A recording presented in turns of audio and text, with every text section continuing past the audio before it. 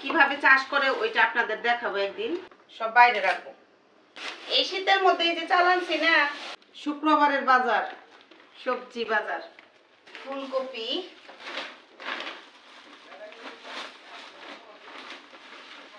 সিম,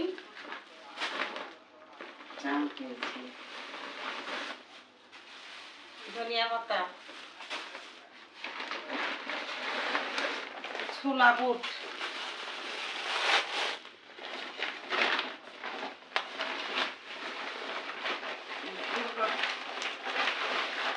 মূলা, তেল বাজারে 5 লিটার একটা পাওয়া যায় না, পরে এটা আনছে।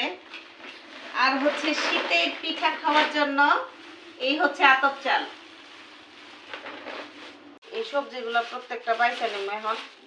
টাটকা টাটকা ধনিয়া পাতা, এগুলো আমার খুব পছন্দের, জানেন আমাদের বাসায় প্রচুর চলে। আর ফুলকপির চপ তো তুলনাই হয় না। 3টা ফুলকপি আনছে।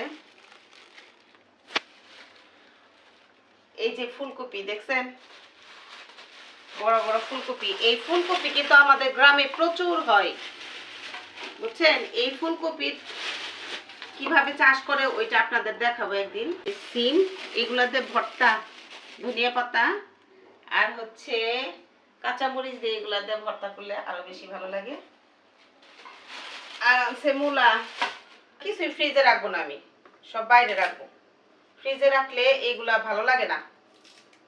আর মনে হইতেছে যে অনেক ধনিয়া পাতা না, এগুলো দিয়ে মরিচ বাটা বেটে ফেলবো তাড়াতাড়ি, সেই জন্য আর কি বেশি করে আনা। আর মুড়ি ভর্তা আর হচ্ছে আরো বিভিন্ন প্রকারের সবজি রান্না করলে আমি এরকম মানে ধনিয়া পাতা প্রচুর খাই আমাদের বাসায়। আর এই দেখেন না ফুলকপি, এগুলা এইভাবে মানে ফ্রিজে যদি রাখি এগুলা প্রত্যেকটা পিস পিস করে রাখবো আর কি। সবজি খাইতে বেশি দিন লাগে না, কিন্তু এখন কিন্তু সবজির প্রচুর দাম দেখছেন। শীতের দিন যে আসছে তারপরে কি সবজির দাম কমছে? একটু কমে নেই। অবশ্য দেশিগুলো মনে হয় না, এটা মনে হয় হাইব্রিড আনছে কিনা বুঝতাছি না। অনেক মোটা তাজা তো, সেই জন্য আর কি বলতাছি।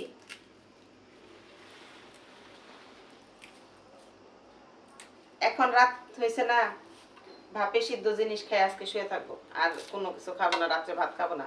রাত্রে 1 ঘন্টা হাইটে আসছি আমি, 1 ঘন্টা হাঁটছি, 1 ঘন্টা। আবার হচ্ছে আমি একটু শুকাইছি না, অবশ্যই কমেন্টে জানাবেন তো। সবাই বলে আমি বলে অনেক মোটা হয়েছি, কিন্তু চেষ্টা করতেছি আবারও ওজন কমানোর জন্য। দেখেন ধনিয়া পাতা প্রত্যেকটা বাসা শেষ।